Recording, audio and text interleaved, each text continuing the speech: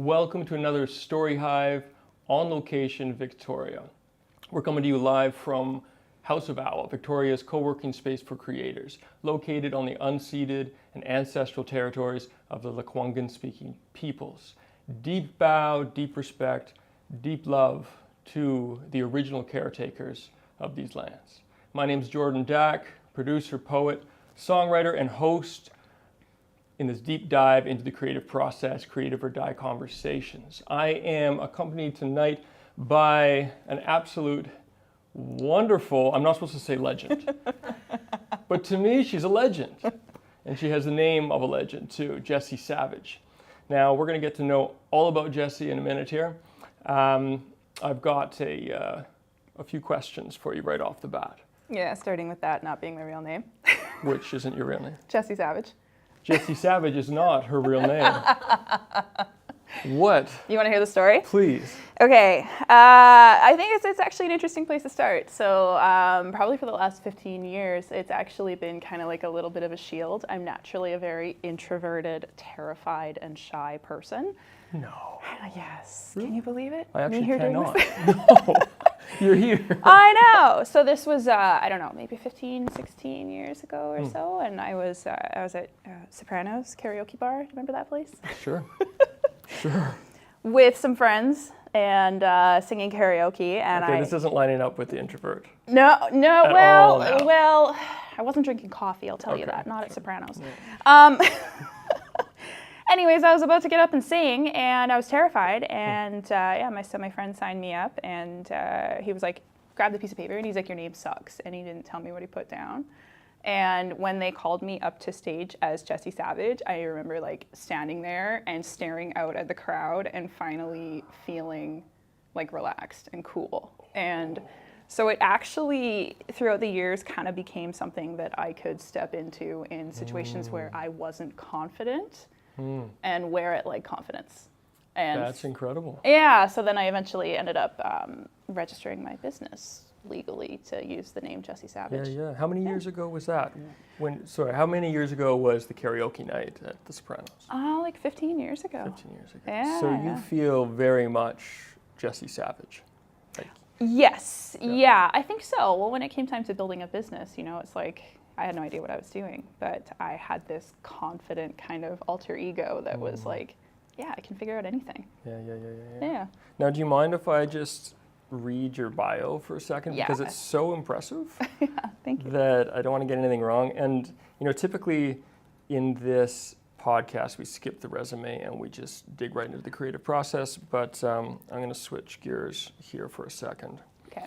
So we have marketing entrepreneur, community connector. Jessy Savage is the founder and CEO of Victoria Digital Marketing, a boutique agency supporting value-driven brands through content, campaigns, and strategy, and serves as marketing director for the Think First Local, named the face of digital marketing in Victoria 2 years running. She's a passionate advocate for local business and community connection, and one heck of a karaoke singer. Is that right? Maybe not these days. All true? All true. Yeah. That's quite the list of accolades. Yeah. So tell me. Yeah. I mean, I should give you a bit of a disclaimer, okay? Yeah. So, I'm a creative person, right? I create a lot of things, whether it's songs, poetry, podcasts. However, I'm also an entrepreneur. I'm also a business person. And for me, what you've been up to and marketing in general is sort of the collision of creativity and business. And when I read over what you've done and what you've been up to, I just feel like there's a kindred person over there. And so I'm really looking forward to this conversation. But can we kick things off by you just talking about maybe what is the way that creativity and business work well together, and if there's a friction for you over the years that you've noticed as well?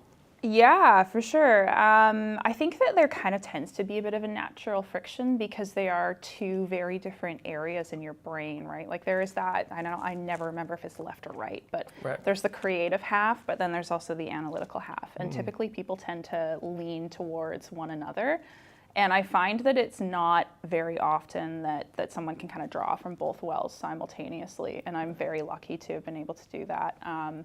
Both of my parents are entrepreneurs as well. So growing up, it was kind of, that was very much my life. And both creative entrepreneurs. So my dad had his graphic design shop. So from when I was, this tall, I was working in advertising. Yeah. We did everything from business cards to billboards. So it was, the creative part of it, and then the analytical business building part. And my mom, same thing. She designs nose jewelry. So her business is very creative, but then she has the business mind of it too. So it must be, hereditary, I guess. Wow. Yeah. And did you see your parents, like all business people, when they're starting their small business and starting it up, there's struggle. Right? Did you see any of that happening when you were growing up? Oh, yeah. So you got to see that side of it as well, like the reality of what goes into starting and running a business. I think so, but I think I also saw the strength behind it too. Like it was, and to some extent, the freedom. They had split, and my mom, she was working a government job and commuting to Victoria from Duncan, and she realized that she was matching her salary by making jewelry at home, and that was freedom. And for my dad, the freedom was being able to work whenever you wanted and sleep until whenever you wanted. Right. So I think that's kind of the lessons that I learned from them. I think that they honestly probably did a really good job of hiding the struggle. And I wish they had prepared me for it. There's so many different ways you can struggle when it comes to building a business. Yeah, so on that note, on the note of struggle in business, I mean, is it true that you started Victoria Digital Marketing right inside the pandemic? Yeah. Okay, tell me about that. Yes, I was living in Kelowna, and I was there from 2018 to 2020. I really liked it. I grew up here. I love the city. It was different. And I feel like all I did in Kelowna was work and go to school. So I was working, and I was half in accounting and half in marketing at work, going to night school for accounting and thinking that, yes, this analytical side of my brain, this is what's going to win out. And it was the creative part that actually really kind of drew me in. So I ended up with a really great agency there. They put me through so much training. They were so supportive. They were just, I loved the culture that they had built. I really tried to kind of emulate my business when I moved to agency after them. And then the pandemic hit. So it was a Tuesday, and we all got sent home from work. And by Wednesday, they called me and they said, hey, you're fresh meat, and everybody's calling and trimming budgets, so we have to let someone go. But they kept contracting me, and then actually kind of showed me the process behind, taking a sales call, building a proposal, and all of that. So that was really valuable to me. And so I came back here to Victoria. I wanted to be, back with my friends, my family. It was a global pandemic. You don't know what's going to happen. Yeah. Get into the bubble with the people that you love. Right? Yeah, exactly. I wanted to be close to my family. And then I thought, what am I going to do? It felt like my dream job was ripped away from me. Right. And I was so stubborn that I just wasn't going to take no for an answer. So I had all this time, right? You can't do much. So I spent a very long time, just building a website, honing my services, and that last kind of piece that I was missing was the confidence. So, yeah. Okay, so you moved back to Victoria. The world has, in a way, pushed pause on day-to-day life. And at what point did you go, okay, it's time for me to build something? Was there a moment that sort of sprung into your head, or was that always kind of going on in the background as you worked at your past job? Well, it wasn't like my first business that I've built. Okay. Yeah, in my 20s, it was a creative kind of. It was an upcycled T-shirt company that I built. Yeah, I mean, Etsy was my platform, but I eventually built my standalone website and started taking orders there and everything. So I knew that I could do it. But I don't think I intended on it. I think it was just survival and defiance. Like I felt like I had this really great opportunity to work in, the digital marketing agency, and I was like, no, I'm not going to let this get ripped away from me, Yeah. Yeah. And I mean, let's go way back for a second. You said that you built your website. Did you have any experience in that before? Sort of. Well, I mean, when I was 10, 11 or so, I got ripped out of my gym class, which I was totally fine with. 4 or 5 other students in the school, and I got taught how to custom code websites with HTML and CSS. No kidding. Yeah, my first website I ever built was about owls. Was it really? It was about owls. Yeah, now that I think about it. Yeah, that's amazing. Okay. Yeah, so I still remember like all the HTML tags and everything. These days there's definitely far less coding from scratch. Right. Code's like almost kind of supplementary with most CMSs, but that was where I started with coding about owls. That's incredible. Yeah. And do you think that moment where, one, you're being acknowledged for having a skill and some strengths, where, I don't know, maybe you weren't experienced that in gym class, I'm not sure. Maybe you were a pro volleyball, basketball player as well. I was pro at faking asthma to get out of gym class. Pro at faking asthma. Thank you, Okay, Dr. I don't think you're alone at all. Okay, so then you're being acknowledged for these skills that you have that not every student probably showed. Yeah. And do you think that being acknowledged for that and being given that gift of, hey, here's some time to work on a computer and do this, do you think that gave you a bit of the confidence that it took down the road to jump into it? Maybe. And also with my dad's design shop too, right? That's what I was doing after school when I was with him. He bought me my first computer that was, I was about this tall. The computer was about this tall. No kidding. And for every hour of internet use, I had to do something creative. And so, I got that computer when I was like 10. It came with Adobe and Photoshop and Dreamweaver and Word. So every hour that I spent, surfing the net, I'd have to spend writing a story, building a website, editing photos, So I was kind of disciplined in that way to be creative. And what was the ratio? 1 to 1? 1 to 1. Okay. 1 to 1. Yeah. See, I have a 12-year-old son, and I think that I'm going to pluck that one and use that immediately. Yeah, you should. Yeah. That turned out well. Okay, so then now we're back in the pandemic. Tell me what it was like the first few months of starting up your business.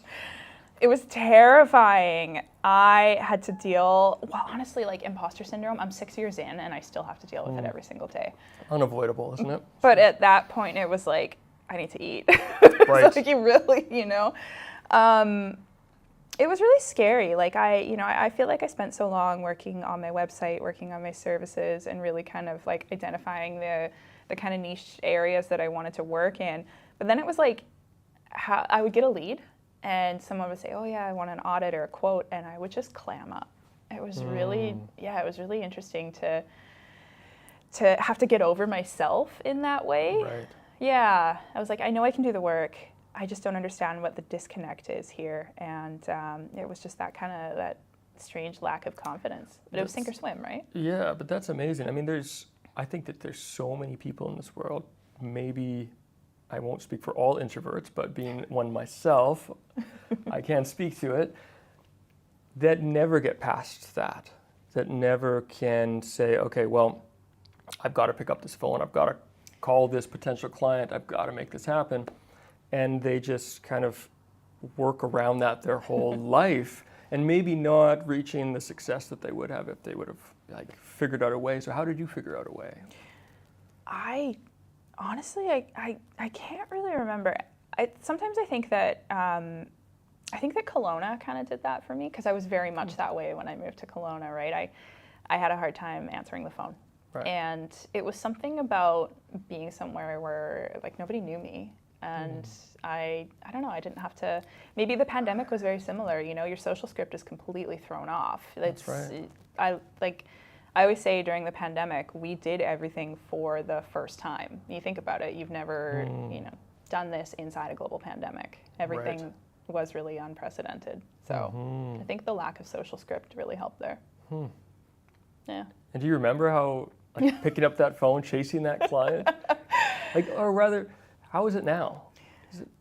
do you still feel the anxiety when it comes to sales and actually saying like, hey, we are an amazing company, hire us? I think now that it's not just me and I have a really great team behind me, it's not just me like selling myself as a person, but it's selling a team's skills. And I am so confident in them that it's definitely erased a lot of that for sure. That's brilliant, you know? That is truly brilliant. Because I'm thinking about my own projects where I have no problem at all saying how incredible this employee is or this employee is. If you ask me to say anything great about myself or my own skills, I can't do it. I think you should right now. I should. Whoa! Whoa! Flip this interview around. No. Moving on. Okay, Right. moving on. Thank you for the invitation. And then, but when I speak about other people, it's no problem. Yeah. It's isn't that an interesting thing? So, in terms of creativity itself, do you define creativity outside of marketing as differently than you do inside of marketing? Is it a different thing in the marketing world? I think so. A lot of the creativity that I find in marketing, especially these days, has been a lot of creative on your feet thinking, more so adaptability. Right. That's kind of, especially with AI completely changing the landscape of the internet. And in 10, 20 years, something else will change too. Yeah. So I think that the ways that we're falling into creativity has been creative in our thinking and readjusting strategies has been probably the big one for us. Right. Creative problem solving and creative solutions and Yeah. Okay. Yeah, Right. absolutely. And I mean, you can't really say the term AI without us touching on it. So, Of course. Yeah. Of course. Is AI part of your workflow now? Or is Yes, it's my therapist. it your therapist? Yeah. Sorry. I had to say it. I Yes. really did. I think so. Yeah. So I can give a couple of kind of cool examples in the way that it's Yeah, helped. please. So you can use AI to generate an image or an article, and that's terrible. That's absolutely terrible. I like artists and I like writers. I'm a writer. I identify as an artist. But for myself, what I really like AI for is problem solving. So I had a client who we're building this WordPress website. She wants a custom login portal and all this stuff. And something that would have taken hours and hours and hours of billable research, plugin testing and all that, it just became a prompt. Right. What's going to work? What's the workflow here? Install this plugin, do this, this, this. Well, it doesn't quite look that right. So, okay, well, here's write your PHP. And instead of, 15 hours, it's 1 hour billable. Yeah. So that, to me, I see as like a really good use case. Similarly, a woman came to me and her website had been hacked, malicious plugin. I had no idea the scope of it, and it was a Sunday, and I duck in there, and I'm like, okay, what's going on with this website? This is another WordPress site? Yeah. And it was just it was so bad. It was so bad. Really? Yeah, it was bad. And it was a little bit of a kind of like, I don't think I even billed her. But it was something that would have taken 10 hours out of my day, but it took 1, right? So. And how did you use AI in that?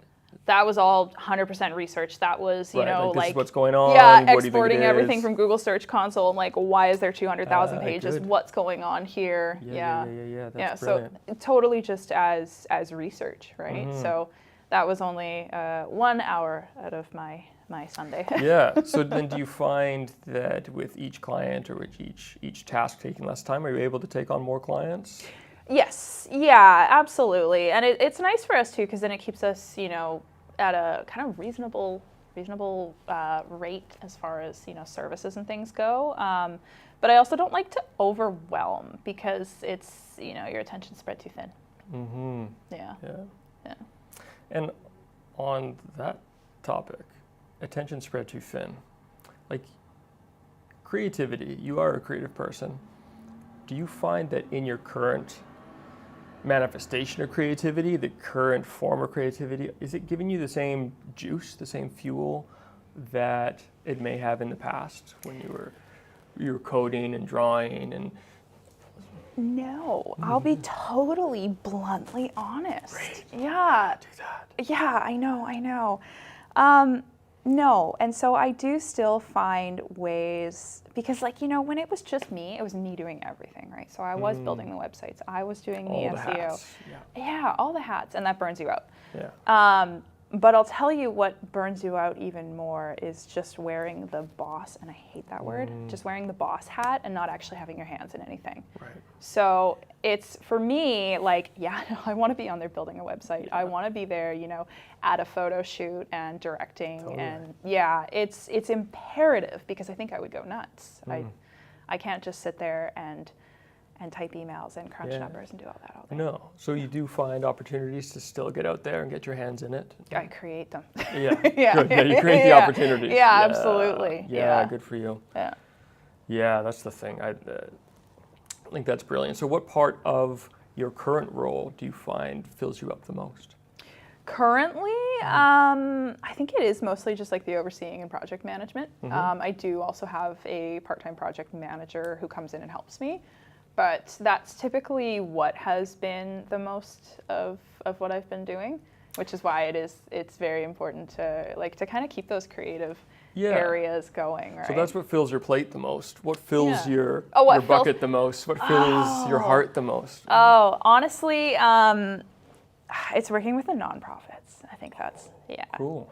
Yeah, so we work with quite a few nonprofits, and when we work with a nonprofit, we actually offer like a discounted or pro bono services for them, depending on how many we can realistically take on at once. That's great. I know a nonprofit that could really use your services. Really? Yes. Really? Is it? Yes. Are It's you House of Owl. We are a nonprofit. Are you registered with the Google Ads nonprofit grant and everything?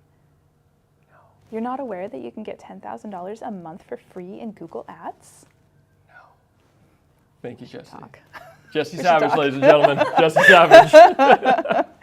Yeah. Things like that. That's what fills my plate. Absolutely, is places that are doing good and being able to come in there, help and support them. Yeah, that's great. Okay, so let's pretend that you just arrived at the meeting table with a nonprofit. What is one or two of the first questions that you ask an organization?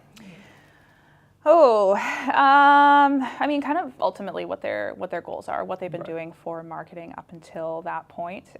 Quite a few of them will, and especially with the nonprofits that I've seen recently, will say that they haven't really done too much as far as marketing goes. Right.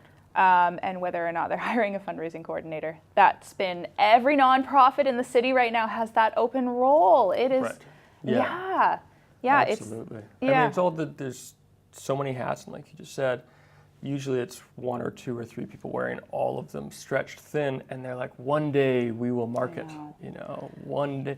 When of course it's got to happen on day one, you know, maybe day two. But how is any of it going to work if people don't know about it? Exactly, yeah, and kind of figuring, how the organization works from day one is super important. How what the board structure is like, because they're all boards. Yeah, and I've been on the flip side of it too. I've sat on boards for nonprofits too. So, yeah. So what job in the past or current would you say has been your most rewarding job, or most rewarding organization to work with, or All of them? No. All of them. All of them. I think that probably the coolest one that I've had the opportunity, this is our second year with them, is Soberfest through Rewired Recovery.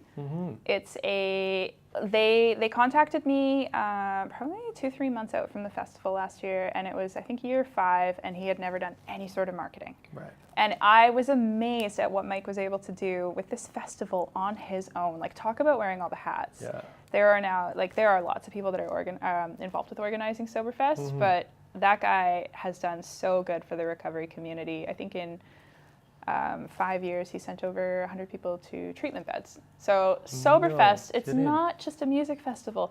It's an all ages, family-friendly, all-day event, but it's also a fundraiser that supports sending people to treatment beds in the province. That actually makes a difference. Yeah. So I was so, I just have such a passion for that. I was so happy to get that call to be involved with it as well. Yeah. And what difference has your company made for them? Like, can you speak to that? Yeah, well, they were doing nothing for social media. It's like, Wow.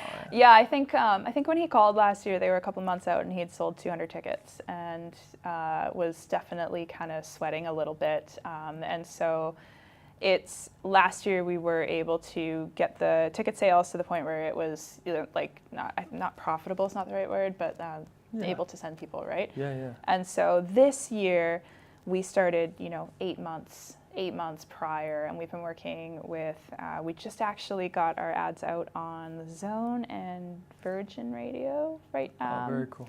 Yeah, so we've already far surpassed the amount of ticket sales, and we still have, I think, 6 months to go, 5-6 months to go till the event. So Incredible. yeah. So then, what would you say is the most common mistake that a nonprofit or any organization makes when it comes to marketing before you guys step on the scene and you're like, well, we're going to have to fix this right away? Actually, the most common one that I've definitely seen lately is, and this is a terrible thing, is donor recognition.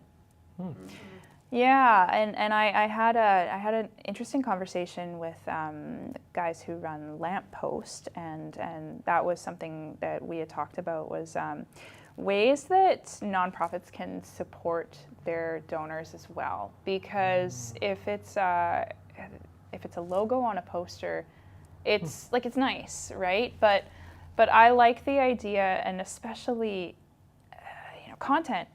Content is kind of, it's your chance to speak and tell your story and everything, right? So something like this, to sit down and engage your donors, is brilliant. It is brilliant. Like, why are you supporting the cause? Yeah. Why is this personal to you? It humanizes both ends of it, and it helps to tell a story. That's great. It sounds to me, and correct me if I'm wrong, but the more efficient we get, we keep wanting to get more efficient. We want to do more with less and less time and as little money as possible.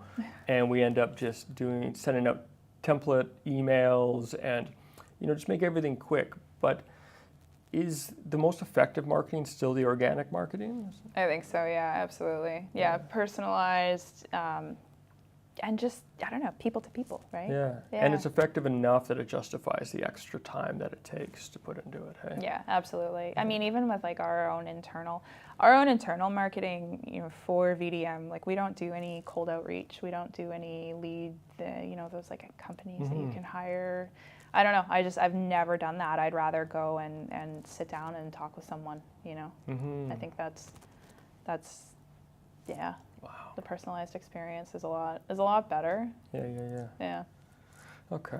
So that's the most rewarding, or it's one of the most rewarding jobs you've worked on. How about the most creative? Can you think of the most creative job that VDM has been a part of? Oh, I think the most creative one is probably one that we're still working through right now. We're working with Heritage Acres. Okay. Yeah, have you heard of them? I have not. Okay, well, watch out. I will be hearing about them soon, I'm sure. They're fantastic. They are a living history park is what we've landed on. So we just did a nice brand audit with them and the board a few weeks ago, and they're wonderful. They're all these these gentlemen that are quite a bit older, and it's literally, it's a park full of all these incredible antiques, and nobody really knows that it's there. The website doesn't really reflect what they do. There's not proper on-site signage. So we are totally doing a rebrand for them, and the idea is that they have 40,000 artifacts on this property. Wow. That's 40,000 stories. Very nice. Yeah. There you go. It's like, 40,000 stories. Yeah. I'm in. Okay. Right. And think about that. And I'm so excited to get in there and to begin creating content with them, to go through the rebrand, and then set up processes for them that will continue on as boards change and evolve throughout the years, as employees come and go, and just operational processes that they can continue to follow. That's incredible. So what would be one of the content angles that you would take with a project like this? I want to get one of those guys who's, working on a truck or who's putting something back together as a video and telling stories, because it's the story that's going to get passed down. Yeah. That's the thing. Always is, isn't it? That's what, that's kind of what we landed on, was that you can go through, you can walk, you can see all these objects, but the stories are in their head, and it's the stories that bring you there, right? Super cool. Yeah. And now, if you had that story video, what are you doing with it? Is it a Facebook ad or what? Really for anything. So we kind of have the idea that we'd love to do some on YouTube.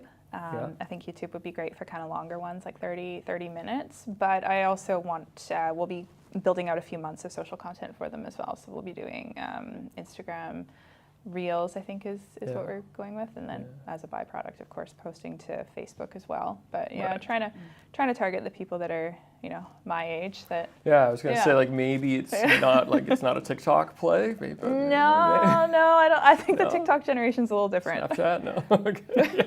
Yeah. Cool. So you're working with so many organizations. Some are nonprofit, some are for-profit, correct? Yeah. How do you decide which organization you're going to work with? Especially in the nonprofit world, when you're doing pro bono work, there must be a moment there where you have to weigh, like, okay, are they deserving of our time? I'm sure they're all deserving of time, but how do you make that decision? Honestly, I'm a sucker for people who are doing good and giving back. I really, So it's a really difficult decision, but I think that, like, I don't say no. I really don't. Whether it's... That's good news. I'm going to ask a question later. Even just like a discount on services, right? Yeah, right. So that's typically... I don't know. I like to be able to do good. But I mean, the nonprofits and that I really like to work with are anybody who's based in the recovery or like women empowerment and stuff like that. Yeah. So great. those are the ones that I'm like, okay, let's go. Yeah. And when you do say yes to a project and you're sharing it with your team, beyond the leadership, that is one of your gifts, what is your other main superpower that you'd bring to a project currently? Ooh, on the client side or on the team side? Ooh, let's start with team. On the team side, I just love my team. I honestly, I don't know what I would do without them. I really don't. And it's, I'm not going to say we're like a family because that is so toxic perceived. But I think that what they really like about being a part of the team is that there's so much room for creativity. There's so much room for flexibility. In my ad strategist, I kept getting emails at like 11 o'clock at night that, this analytics account was linked to here. And I'm like, why are you working so late? And so I finally asked her. And she's like, I'm just better at that time of night. And I was like, oh, okay. So when it came time to, onboarding her to come on full-time salary, I was like, work whenever you want, right? Yeah. Like for me, myself, if it's nice, I go to the beach in the middle of the day and I come back and I work a little later. Right. So that's definitely something that that they love, and I think it keeps them motivated and happy. I hope they're happy. They sound like they're probably very happy. Yeah. But it's almost like the experience of working for yourself. Being able to choose your own schedule, and it's so true. There are people who just the best of them emerges first thing in the morning, and then also just like their brain shut off at like 2 p.m. Yeah. And then some that come awake at night. So that's really cool. Yeah, and it's difficult to find, a career in this kind of day and age that allows for, because I'm totally the same way. Like I'm very analytical from, say 9 to 12, and then I built the best websites from 11 p.m. to 2 a.m. Oh, that's brilliant. So okay. So you've actually gotten to the point where Yes. At what point of day different parts of your brain will work better. Yeah. Yeah. Okay. So your creativity, like your visual creativity stuff kicks in after noon, or? Oh no, nighttime. Nighttime. I can get through it for sure, but it's especially when it was just me and it was 14-hour days. Yeah. It was always pull up my laptop and build a website at night. No kidding. Yeah. Okay. Now, having a marketing agency in a place like Victoria, how does Victoria itself, the location, affect the business or your approach? You know, if you imagined plucking the same company and putting it in Vancouver or New York or Saskatoon, what is it about Victoria that has an effect on your work? I think that Victoria is very unique in the sense that we have such a great community here. It's very, and it was something I didn't really even think about until probably like 2-3 years ago.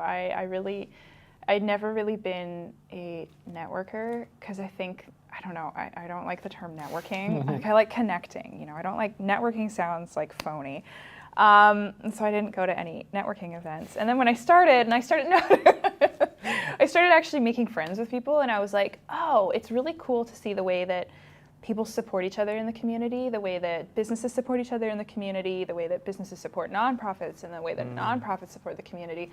And you realize it's just kind of this big interconnected web of people. And I don't know. The only other city I've lived in is Kelowna, and I don't know how parallel it is to kind of other cities. So a lot of what I believe sets Victoria apart is our community. So then I try to like connect and fit people together and you know, make recommendations and stuff like that and incorporate that into our overall like marketing strategy. Right. I'm just getting in this moment here that I think that you're a brilliant marketer because you aren't a marketer in a way. You know, like you are so human and organic and human connection, and that kind of just seems like the most invincible marketing strategy. And you know, and of course you've got all the other things that go with it. The other marketing things. All the others. But it seems like in a world where everything changes so quickly, AI, technology, just like whizzing by and evolving so quickly, what will always work is human connection in this world and sharing a good story. Right? Is that right, or am I just? No, I like that. No, I really like that. I think that's totally true. And I mean, even the same could be said for like digital marketing, right? Because I started in print. So we did, you know, in the year 2000, we were doing everything from business cards to billboards. Like Dad and I used to go take a ride out to the ferry terminal, and we'd be like, that one's ours, that one's ours, that one's ours. No kidding. Yeah. That was super fun. And so, you know, that was like 2000. Like websites were, you know, we had GeoCities and all that. They were kind of coming. Was that? Angel Fire. Do you remember that one? Yeah. And we were in print, and we were being, you know, phased out by digital. And so my career starting in print and moving into digital, well, what happened is, you know, it gets harder and harder to make an impression when it comes to digital because we are so assaulted by ads constantly, all day, every day. And then what I found was becoming more effective was print. No kidding. Yeah, so that's the creativity and the adaptability that I was talking about, right?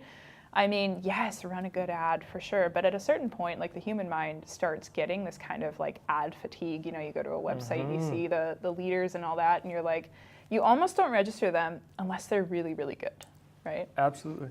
You know what I've been noticing recently? You walk down the street, walk down Fort Street, and then on all the poles, telephone poles, or you've got all the posters for all the different events, right? And it's awesome to see this, but it almost tracks the progress and evolution of Canva and AI, and you can watch it all slowly evolve, you know, month to month. And what I've been noticing recently is like, okay, Canva came on the scene, AI started showing up, all of a sudden all the posters are like gorgeous, you know, like they're really aesthetically pleasing. Yeah. But they all start to blend into one another too, because they're all aesthetically pleasing in the same sort of way. You know, there's something similar about them. And then recently, I'm seeing tons of posters where it looks like someone just took like a big black marker and wrote the information on, maybe like some tape stripped across there, cut out letters. Yeah, good like newspaper letters. Yeah, totally. Yeah, and Xeroxed it on like blue paper. Yeah, it's like ugly and beautiful at the same time, and it just stands out on that. Yeah. You know, surrounded by all these really nice posters, and then this one, and that's the only one that my eye's drawn to because it's cutting through the noise of AI and Canva, and that's interesting. Yeah, it's human. Yeah, that's the thing. It's humanized content, right? And that's exactly what I mean about the kind of like community building, community marketing, and all of that, right? Do you think that will always happen, or has always happened? Just that pendulum swinging of an oversaturation of one approach that opens up the opportunity for a different approach to cut through, and then it becomes saturated, and then you know what I mean? I hope so, because otherwise I'm going to be replaced by AI. Right. No, I don't know. I think that I would hope so. I mean, at the very least, I would hope that, like I always say, like there's that term, that B2B term, business to business, and I always say I prefer like person to person, and I think that there's always going to be room for that, and I think that exactly that poster that you're seeing, it's human. That's I think we're always going to be drawn to humans, especially after going through a global pandemic where we couldn't even talk to each other. That's right. We're always going to have that like nostalgia for human connection. Yeah. And in fact, that could be what emerges out of this AI age, is just we're going to really get clear on what human means. Yeah. Right? And then we'll lead with human, and that will cut through all the noise. Yep. No, I like it. I like it. No, my brain's spinning now. Yeah. So let me get down to the client relationships for a second here. Yeah. What happens, or what approach do you take when a client doesn't want to do what you know that they should do? Does that happen very often? It can. There comes time to be kind of like a moral decision, right? So if a client has an idea that I know for a fact won't work, I will not take their money. That's beautiful. Yeah. Yeah, that has happened. It's especially happened with, somebody calls me and they're like, hey, I want to run an ads campaign. And I'm like, okay, cool. Oh, where's your website, right? And I look at their website and it's not optimized for mobile. It's not, it's just not there. And I try to tell them, like, no, we have to improve your landing page experience. And to them, they think like, oh, she just wants more money. And I morally cannot take somebody's money and run ads to a website or a landing page that will not convert for them. Right. So I just decline it entirely. Yeah. You can go somewhere to somebody that is actually dishonest. Yeah. Yeah. That's great. Yeah, because you could do all the work to get people there, but if they don't convert, then what's the point? What's the point? Yeah, exactly. So for me, it's totally it's definitely a moral thing, and there are times, like there are definitely times when people don't necessarily agree or don't think that things are necessary.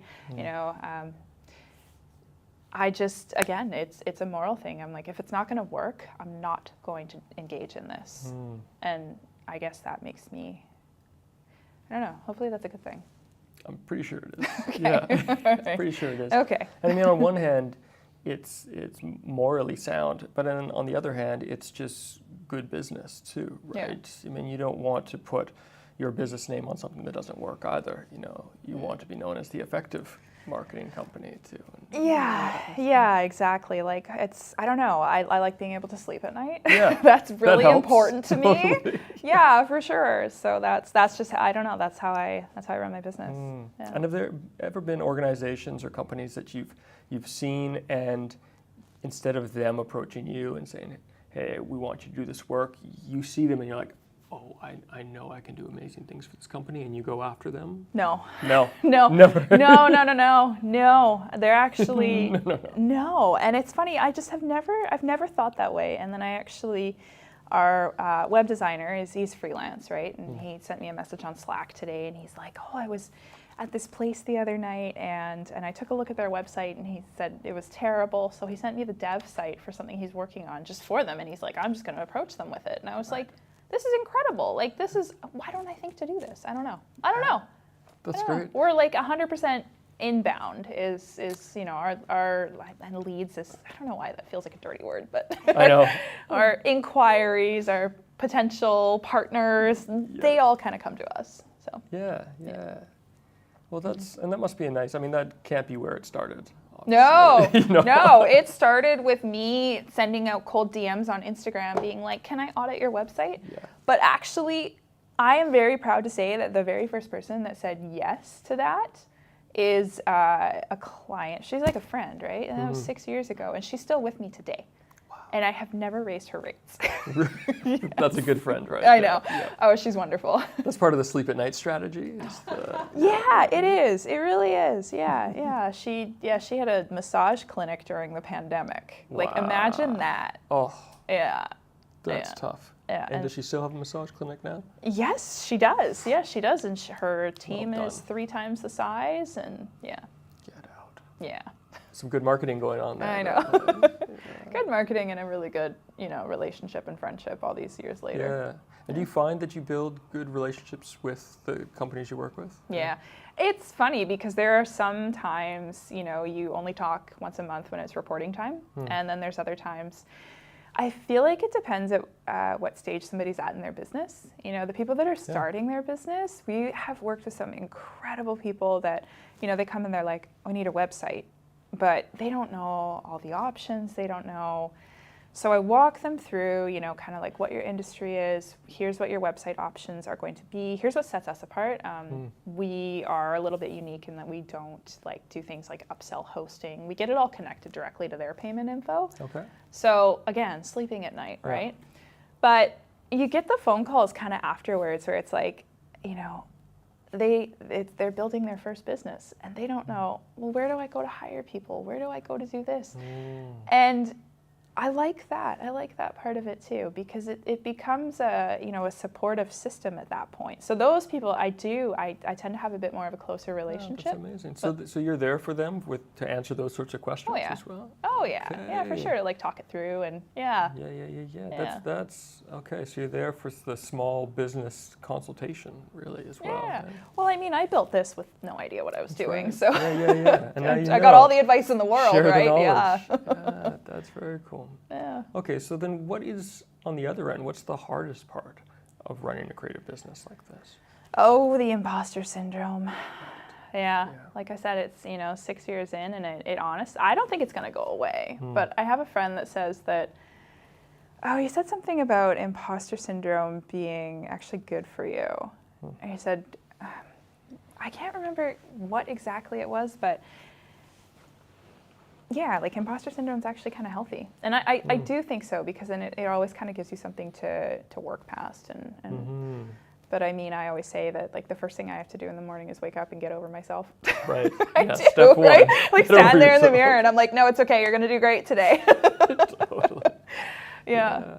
Do you think, I mean, you've mentioned that you're an introvert, right? First of all, where do you think that you, like on the grand scale of extrovert and introvert, where do you think you land on that scale? Like about in the middle, or are you closer to? I think I'm like an ambivert. Yeah. Yeah, for sure. I mean, like clearly I'm comfortable chatting. Here you are, yeah. Well, it's funny because like I always find when it comes to work, I can, maybe because that's where I feel confident, right? Right. But also put me out at a chamber event and I'm the one standing there like eating the little cheese snacks, right? Yeah, just wanted to disappear. And I know like a lot of people, but I think it's the small talk I really struggle with, right? Yeah, so, how do you even do it? Yeah. Yeah, for sure. So I don't know. I don't know if I'm an introvert or not. I know maybe more of an ambivert. Yeah. Yeah. And it sounds like I've known you for 47 minutes. 49 now. 49 minutes, but it sounds like you are like other humans in that you want to be in spaces where you can show up as yourself and fully in the parts of yourself that you feel comfortable being in. So which makes complete sense. And that's what working with the team does for me every day. Right. Yeah, for sure. Yeah, I think it all kind of like allows us to be our authentic selves, which is, imperfect with one another. Absolutely. Yep. Yeah. Yeah, authentic selves are. And then so on that note then, introversion and leadership. What does that look like, that combination? Oh, well, leadership is something, again, it's something I just completely fell into it, right? So I did this on my own for the first 2.5, 3 years, and then I was ripping my hair out, burnt out. I'm like, okay, I can't do 5 things and manage a business. And so I hired on my first web designer, and that was such a weird moment for me to, like I said, I hate the word boss. I've never called myself the boss. I like leader. I think that's great. But like, I don't want to be somebody's boss. I definitely, it's something that I feel like I'm still learning every single day. I don't know, I'm not like the mean boss that comes in and tells people that they do it wrong. I try to, give creative suggestions and feedback rather than like, I would never come in and say somebody's doing something wrong. Right. And I think because of that, like my team is like, we're for the most part very much generalists, and everybody is very autonomous in what they do and giving up control. Once I learned how to give up control, it was like, I'm hiring you, you are the expert. If there's a way that you can do this better that works for you, it doesn't mean the way I've done it forever is the only right way. Yeah, that's right. So there's a lot of trust there. It hasn't always worked. There's definitely been times, you hire someone and it doesn't work, and that's fine. But yeah, so many lessons learned in those moments, eh? Totally. Yeah. Totally. And with so many generalists around the table, do you find that there's a lot of overlap in skills? And is that beneficial, or is that Yes. No, it really is beneficial because it's never going to be the same kind of like workflow, right? We have like a pretty steady stream of like retainer clients that we work with, and everybody has their own roles. But there's going to be, months where you've got 3 Squarespace websites coming in. Okay, right. Well, there's 2 people on the team, 3, including myself, who can work on Squarespace websites. Yeah. Then there's times where it's like, okay, we need a landing page built, but our web designer's busy, but our ad strategist can do it. Right, okay. Yeah. Okay, question. The question is if I haven't been asking questions this whole time. Keep going. May I ask a question? I'm curious. Your first hire was a web designer, right? Yeah. And that's just because that's the majority of the jobs that were coming through the door, or? Yes. Yeah, I think so. It just seemed to be like I had everything else kind of under control, and that seemed to be the area where I was like, okay, I definitely want the most support. It seemed like the area also too where there was room for like creativity to flourish. And she was with me for 2 years. Ellie, if you ever want your job back, it's always still here. I know it's been like 3 years since you've left. 2 years? A year? I can't remember. You're always welcome. It was just fun to kind of like to watch somebody come in and also develop a creative side too, right? And she, I think, had maybe embellished a few things on her resume. Right. And that was really fun too. I loved that when it came time to launching. It came time to launching our first website, and she was like, "Oh yeah, I know how to do this with cPanel, DNS, and all this, brilliant stuff." And I was like, "Okay, cool." And then we launched it, and afterwards she called me and she's like, "Buddy, I totally, like, that was the first time I ever did that." And I was like, "Well, you figured it out, right?" So then it becomes you figured it out, and so now record the process. Yeah. And thank you for creating value. Yeah. Right? So, yeah. And honesty. And honesty. You must have built some trust at some point there. Well, it wasn't going to wreck the website, and we do have a great hosting team too, but I just thought, creativity and adaptability, right? Yeah, for sure. Yeah, because that's always me. Like, if I can't do something, I'm like, no, I can figure it out. Mm-hmm. So, yeah. Okay, well, we're almost at the end of our interview. No way. Yeah, I know.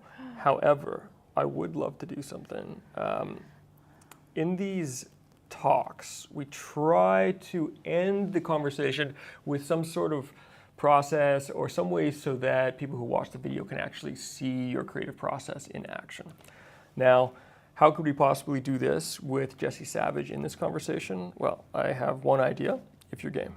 Oh. So the idea is a live brand audit. Okay.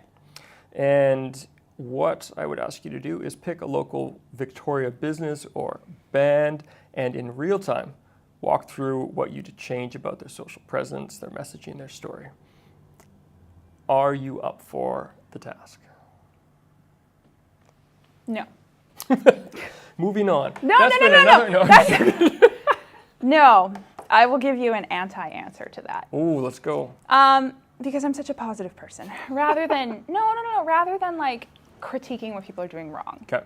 I think I'd like to kind of give a shout out to a few brands who are doing some really cool love stuff. it. Mm-hmm. Yeah, let's do that. Okay. Okay. And no bands. Oh my goodness.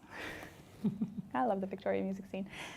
Okay, so some brands that I am really kind of admiring, especially following on social media lately, is one is Women in Need.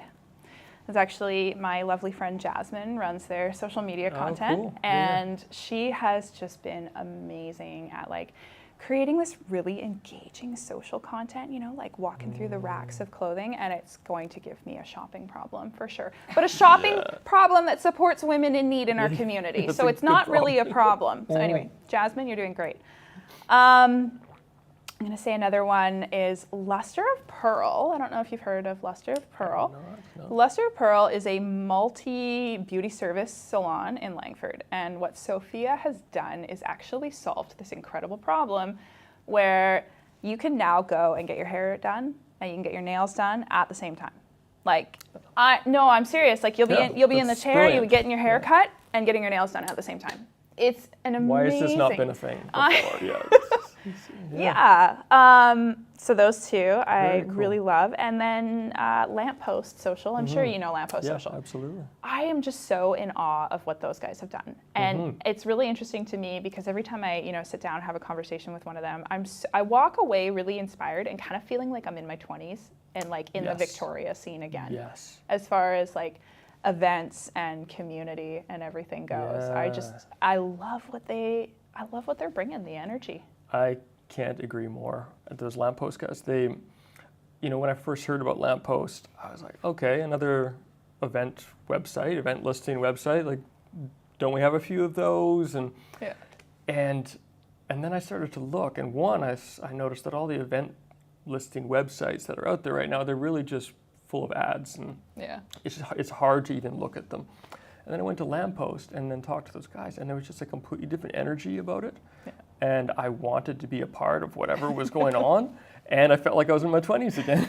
Totally. I know.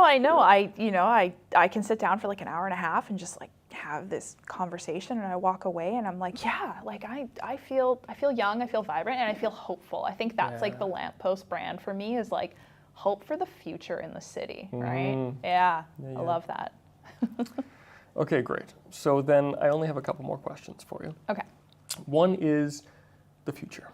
Ooh. The future for yourself and Victoria Digital Marketing. What, if we looked, let's say 5 years into the future, what would things look like for you guys? I don't know. I think kind of just more of what we're doing and, working within that kind of creative ecosystem of the way that we work, and I've always kind of said it's like a coalition of creatives. Like we've got our core team, but when we need a photographer, we reach out to people in the city and we're like, hey, do you want to come in? And the fun thing about us too is that like we don't charge up somebody else's services, right? It's just an actual direct referral. Wow. So it's something that I think really builds the community. So really continuing to to make all the creative services in Victoria more of a collaborative ecosystem rather than a competitive one. Oh, that's really interesting. Is there anything, I'm totally going off script here, but is there anything that you could see moving into that 5-year future that would help build that network even further, like maybe a marketing campaign for all the creatives in this city? Well, there's something that I have an idea for that it also kind of involves nonprofits and giving back, but go on. No. No, I'm keeping that one. We might talk later. Okay. We might talk later. Let's talk later. Yeah. Okay. I think we should talk later. Okay. And then we'll announce it to the world on the next interview, whatever this brilliant idea It might take a bit, is. but okay, that's fine. It could be a year from now, whatever. Yeah, there we go. Okay, I would love to know 2 more things. One, well, actually, I'd love to know 30 more things, 30 more. but we have time for 2. Okay. one is throughout all of this, like I've really gotten from this conversation and from who you are that you have built a business based on what's important to you. Some core values, the getting to sleep at night strategy. What is important to you now after all this time building this business? It's still a young business in many ways, but it's a young, successful business, and you're doing a great job. So what is important to Jessy Savage now? There's this bit of an order of operations, like, definitely keeping my team happy. Yeah. That's keeping my team happy, keeping my clients happy. Like I say, people are like, "Oh, you're your own boss." I'm like, "No, I'm not. No, they're my boss." And I think just finding, I don't know, like seeing that, the freedom. Freedom to remain creative, I think, is very important to me. Yeah. Because I don't want to get so swept away in managing a business that I forget to be creative. Some strong boundaries for yourself, hey? Oh, what are those? Yeah, right. Totally. No, time at the beach spent with a good book. Yeah. Yeah, I think that's ultimately what's important, just being happy. Yeah. That should be That sounds like the words from somebody who, has been running a business for 20 years and just realized that. The fact that you're realizing that after, what is it? 6. 6 years. Yeah. That's brilliant. Yeah, thank you. Okay, and then finally, if sitting across from you, it wasn't me, it was a young you. So young, back when your parents had their businesses going, and what advice would you give to your younger self? Oh, pick an age. Okay. They're all so different. 12. 12, let's see, There might be a follow-up question. Starting middle school, I just gave myself a great mushroom cut. Glasses, braces, the little self that I'm trying to escape. I'll just pick a line from Almost Famous. Someday you will be cool. I know, that's so bad. No. No, because I think that's you'll grow into yourself. Yeah. That's the things that you don't like about yourself right now, like you're pretty dorky. Those are going to be things that you really treasure later. Yeah. And you're smarter than you think you are. You really are. Yeah, that's beautiful. Thank you. Yeah, thanks. Thank you. I think my younger self just received that as well. So Good. I appreciate the messaging. The glasses and the braces. That's right, yeah. Thank you so much for taking the time here. Thank you. It's been an awesome conversation. And I look forward to the future of Victoria with Victoria Digital Marketing leading the way here. So appreciate you. Thank you very much. And thank you all for watching. This has been another StoryHive On Location Victoria. We'll see you again soon. Look forward to connecting. Be well, be wild. Be yourself if you get the chance to. All right. And that is it. And it's still running. So if anyone's watching right now, oh, cool. It's great. Can we see who's watching?